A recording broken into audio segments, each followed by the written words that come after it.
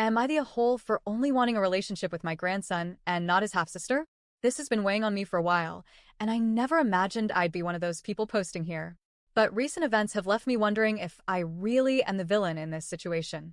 I, 55F, lost my daughter Amy 2 years ago in a car accident. She was my only child, and I don't think I can ever fully explain what that kind of loss does to a person. Amy was everything to my husband and me. She was smart, fiercely loyal, and made us grandparents to the most wonderful boy, Kai, who is now 8.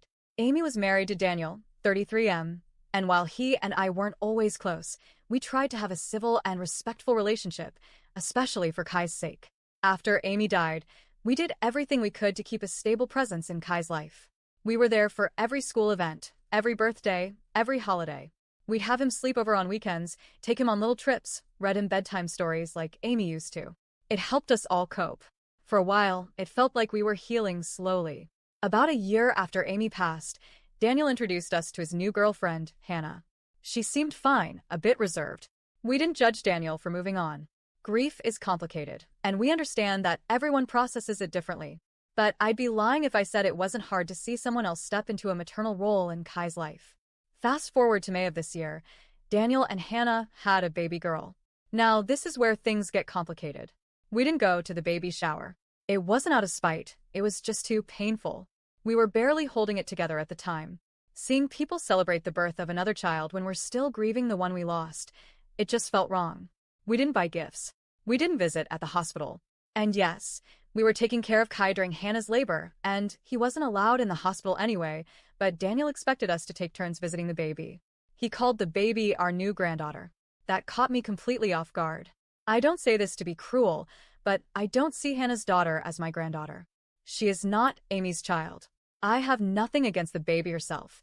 She's just a child, innocent in all this, but I don't have an emotional connection to her.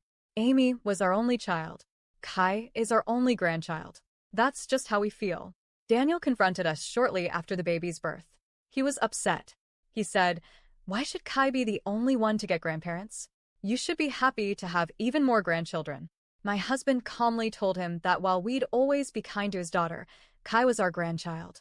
He was Amy's son, and Amy was our world. No one can replace her, and no child, not even Daniel's future kids, will be able to change that. That didn't go over well. Daniel threatened to cut us off from Kai, but then he looked into grandparents' visitation laws and realized we had a legal leg to stand on. Since then, it's felt like he's been forcing his partner and their daughter into our lives. Every time we ask to see Kai, it becomes a group visit. Kai, Hannah, the baby, sometimes even Hannah's parents. It's like we're being tested or watched, as if we'll suddenly warm up to the idea and embrace the baby as our own. But that's not happening. Last week, Kai told me quietly during a visit that he misses our sleepovers and one-on-one time. He misses being at our house, just us, just him. Before Amy died, we used to have movie nights and pancake breakfasts. It was our little tradition. I could see how much he wanted that again. So I reached out to Daniel and asked if we could plan a weekend sleepover with just Kai. He immediately asked why I wasn't offering to take his daughter too. I was honest. I told him, "Kai is my grandson. I love him, and I want to maintain our bond. That doesn't mean I need to have the same relationship with your daughter."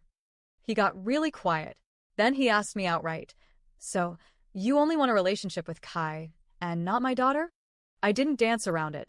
I told him yes. I told him I wasn't trying to be cruel, but this wasn't some interchangeable role for me.